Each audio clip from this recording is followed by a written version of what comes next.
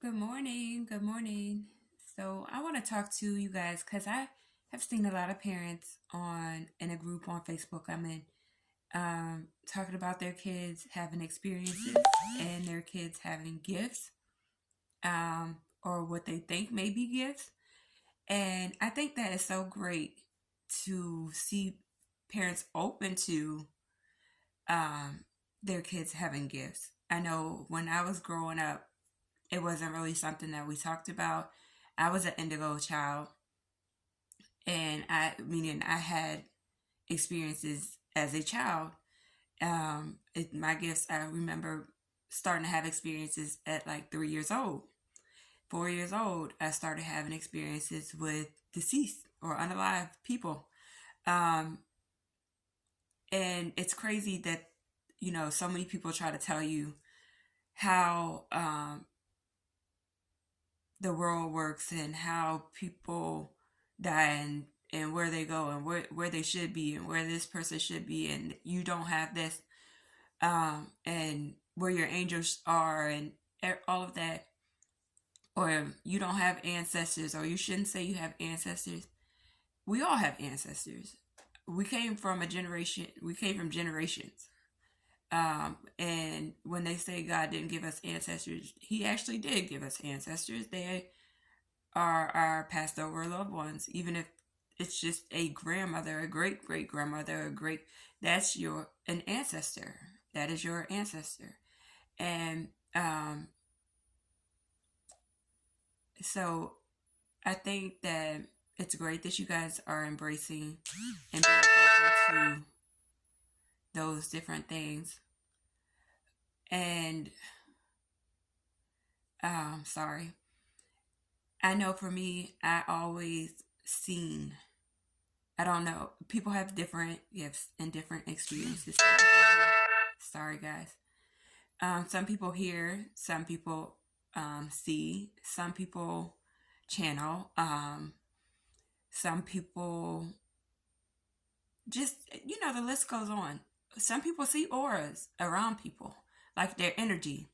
If it's a dark person, you see a dark aura, black or red, or something that triggers you to stay away from people. Some people, you see their light.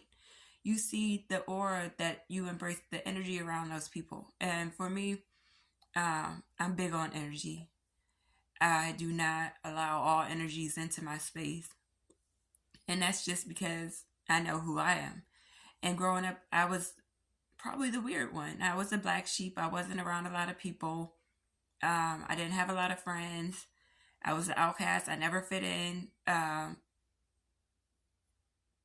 And I used to wonder why. Like, I never fit in anywhere. Family, friends, anywhere. And it was because I was never supposed to. I was never made to fit in.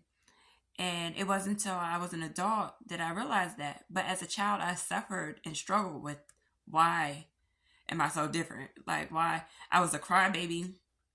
I cried about everything. I cried about everything. But it was because I was an empath. So I wasn't just crying about my emotions, I was taking on everybody else's emotions. So, we look at our kids and we're like, you cry, baby, you crying again, you crying, but why? Is it just their emotions they're carrying? Is it just them? Or do some people things affect a lot harder than it would affect the average child? So you really have to look at those type of things and how they affect your child and treat them accordingly. Because if not, it'll do more damage than good. Um, with me seeing people so young, I was intrigued by, like, my mom worked in the hospital, and I always wanted to get in the elevator and go to the morgue. I always wanted to go to the morgue. Like, my biggest dream is owning a funeral home and having the honor, the absolute honor, because that's what I feel like it is. It is an honor to send somebody home honorably, with grace, with elegance, and honor. I feel like that's a privilege that people take for granted every day. And it shouldn't be. But that's just because all my life I've experienced these people.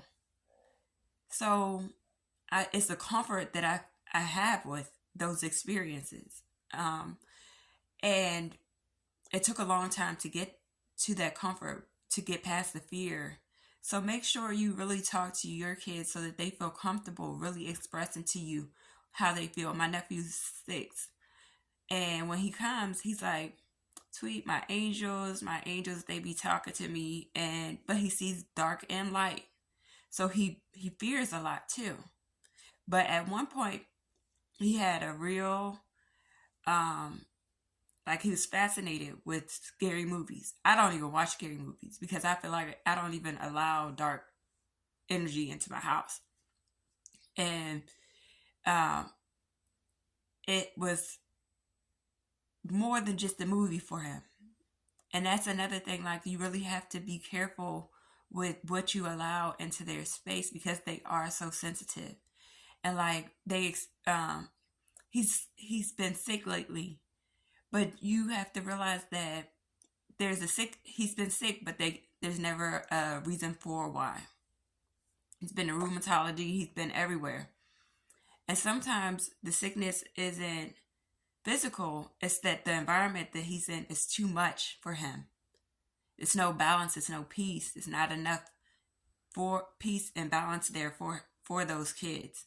And you have to create that. You have to create a level of zen for them because they're fighting so much even when you don't realize. Sometimes they're fighting in their sleep. I know I fight in my sleep. I know that growing up, I always had dreams with at my grandmother's house with coyotes. Wolves.